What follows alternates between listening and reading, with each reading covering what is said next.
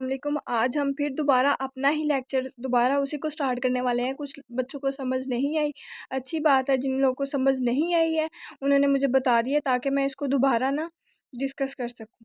अब सबसे पहले जो हमने चीज़ करनी है, अब हम एक वेबसाइट देखते हैं, मतलब कोई भी चीज़ हमने क्रिएट की हुई है, वेबसाइट्स देखते हैं, उनके पीछे जो कोडिंग वगैरह लगी होती है, मतलब जो हमें फ्रंट एंड नज़र आ रहा होता है वो बैक एंड, वो प्रोसीजर नहीं होता।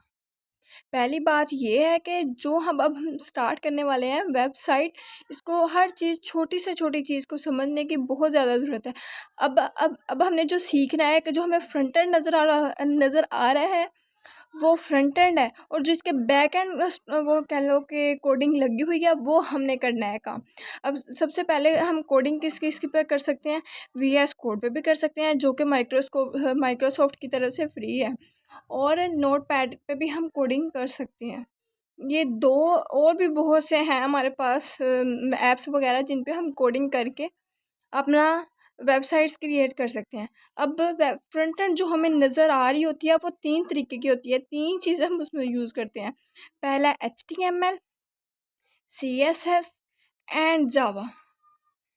जावा ये 3 चीज़ें हम यूज़ करके हम एक वेबसाइट अच्छी क्रिएट कर सकते हैं एज अ फ्रंट एंड। अब HTML क्या होता है, ये स्ट्रक्चर या लेआउट होता है। स्ट्रक्चर मतलब साथ कोई भी लेआउट वगैरह होती है।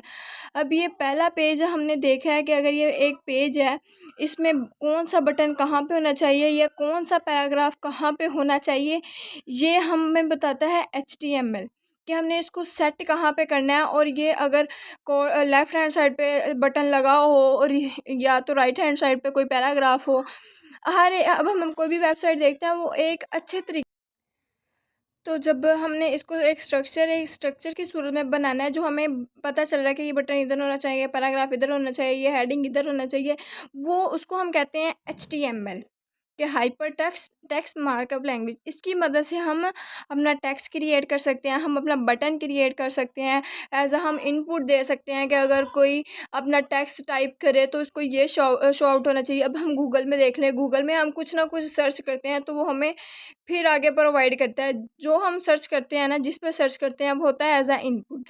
अब आप लोग को क्लियरली हर चीज़ समझ आ रही होगी कि HTML होता क्या है, मतलब कोई भी स्ट्रक्चर है कि हमने ये इसको कहाँ पे क्या चीज़ मैनेज करनी है, ये वो चीज़ होती है। अब बस CSS, या हम देख लें एक घर है, एक घर बनाना है, कि हमने वो देखना है कि एक कमरा कहाँ पे बनना चाहिए, या डिफरेंट कमरे कहाँ पे बनना चाहिए, स्टोर रूम कहाँ पे बनना चाहिए, वॉशरूम, किचन, ये सब चीज़ें बननी चाहिए, वो होती है HTML। ये सारे इसके पीछे की प्लानिंग होती है, वो होती है HTML। अब CSS मतलब इसमें हमने अब पेंट कैसे करना है, कारपेट बिछाना है, ये बटन का साइज़ कितना होना चाहिए, ये कुछ भी, ये सब चीज़ क्या करता है CSS। अब अब CSS तो समझ आ गया कि स्टाइल शीट है। अब इसकी फुल फॉर्म है कैस्केडिंग स्टाइल शीट, मतलब कि स्टाइल ही करना है, हमने इसको डिज़ाइंस करना है। HTML की मदद से हम ये बटन या पैराग्राफ्स या हेडिंग्स या इनपुट कुछ भी क्रिएट कर सकते हैं।